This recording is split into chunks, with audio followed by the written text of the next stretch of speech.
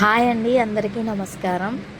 ఇంకా మేమైతే ఈ వర్షం 2 డేస్ నుంచి అయితే తిరుపతిలో పడుతుంది కాబట్టి ఇంకా ఎన్ని రోజులు పడుతుందో తెలీదు. కానీ కపిలతీర్థం టెంపుల్ అయితే చాలా బ్యూటిఫుల్గా అయితే ఇదైందనమాట.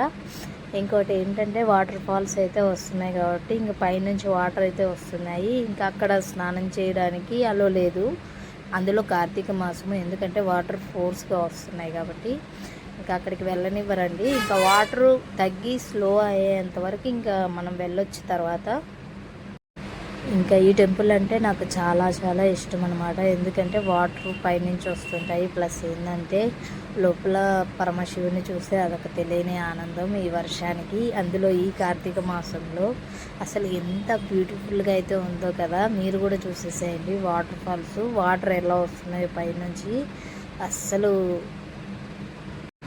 ఇంత వాటరు ఎంత ఫోర్స్గా అయితే మామూలుగా అయితే పడట్లేదండి. అసలు చాలా జాగ్రత్తగా కూడా ఉండాలి ఈ టైంలో. ఇంకా ఈ వాటర్ ఫాల్స్ చూడటానికి అయితే వెళ్ళాను నేను. ప్లస్ ఏంటంటే ఇంకా కార్తీక మాసం కాబట్టి టెంపుల్కి కూడా అలాగే వెళ్ళి కార్తీక దీపం పెట్టి తర్వాత నేను వాటర్ ఫాల్స్ అనేది చూసి రావడం అయితే జరిగింది. ఇంకోటి ఏంటంటే మీరు కూడా వెళ్ళి ఖచ్చితంగా కార్తీక మాసంలో శివాలయంని కంపల్సరీ వెళ్ళండి. ప్లస్ ఏంటంటే కపిల్ తీర్థం రావడానికి కూడా ట్రై చేయండి. చూడండి, ఇంకా మీకు వాటర్ అనేది కొనేరులో ఫుల్ అయిపోయిన తర్వాత ఇలా గేట్స్ అనేది ఓపెన్ చేస్తారు. ఇలా అయితే వెళ్ళిపోతాయి వాటర్ బయటికి. ఇంకా వచ్చిన వాటర్ వచ్చినట్టే వెళ్ళిపోతాయండి. ఇంకా ఏంటంటే వాటర్ ఫుల్ అయిపోతాయి, పైన హెవీ ఫోర్స్గా అయితే వస్తాయి.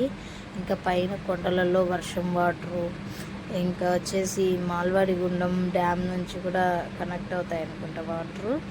ఆ వాటర్ని ఒకేసారిగా కపిల్ తీర్థం జలపాతంలో అయితే పడిపోతాయి ఇంకా కోనేరులో. ఇంకా ఈ వాటర్ ఫాల్స్ చూడంగానే మీకు ఎలా అనిపించిందో కామెంట్ చేసేసేయండి.